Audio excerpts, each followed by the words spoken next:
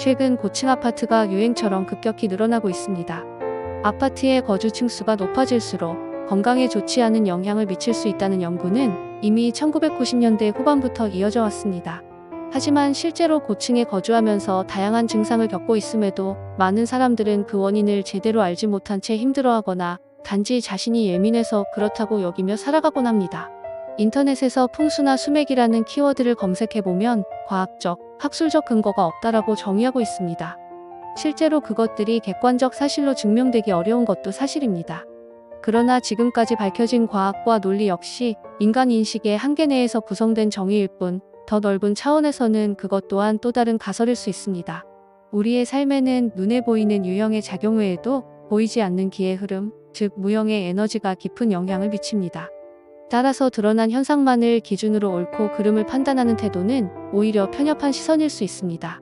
비록 고층 아파트 증후군이 고층에 거주하는 모든 사람에게 일률적인 문제를 일으키는 것은 아닐지라도 본인이 불면, 두통, 만성 피로, 불안, 우울 등 이상 반응을 경험하고 있다면 단순히 스트레스나 기분 탓으로 넘기기보다는 거주 공간과 환경의 영향을 진지하게 고려해 볼 필요가 있습니다. 가끔은 더 나은 해결책보다 이사라는 단순하고도 근본적인 선택이 답이 될 수도 있습니다. 고층 아파트 증후군은 고층 거주자들이 공통적으로 겪는 신체적, 정신적 증상을 일컫는 용어입니다.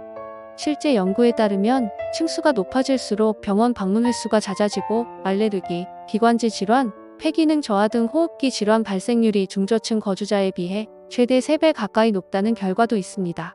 또한 고층에서는 산소 농도가 낮고 공기가 건조하며 강한 바람과 기압 변화 등 환경적 영향으로 인해 몸은 미세한 흔들림이나 불안정한 자극을 지속적으로 감지하게 됩니다.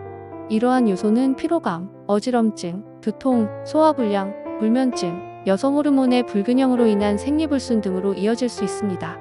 일부 논문에서는 고층 거주가 유산율 증가와도 연관이 있다는 보고도 있습니다.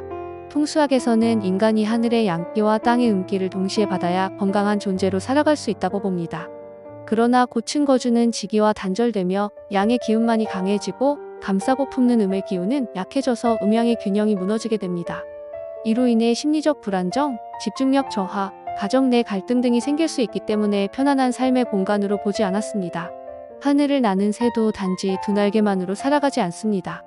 그에게는 땅에 내려앉아 쉬고 둥지를 틀고 먹이를 찾을 수 있는 두 다리가 생존과 번식의 필수적인 역할을 합니다.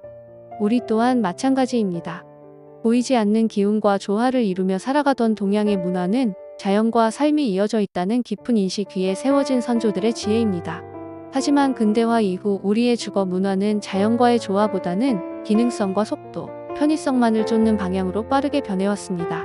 보기에도 좋고 시야도 확보되고 채광도 좋은 럭셔리한 고층 아파트.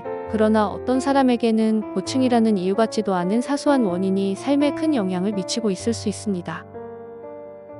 이제 겉으로 드러나 보이는 조건이 그만큼 진실로 우리 몸과 마음의 편안한 공간이 되는지를 살펴볼 때입니다. 당신이 느끼는 그 작은 불편함이 사실은 몸과 마음이 보내는 도와달라고 요청하는 신호일지도 모릅니다.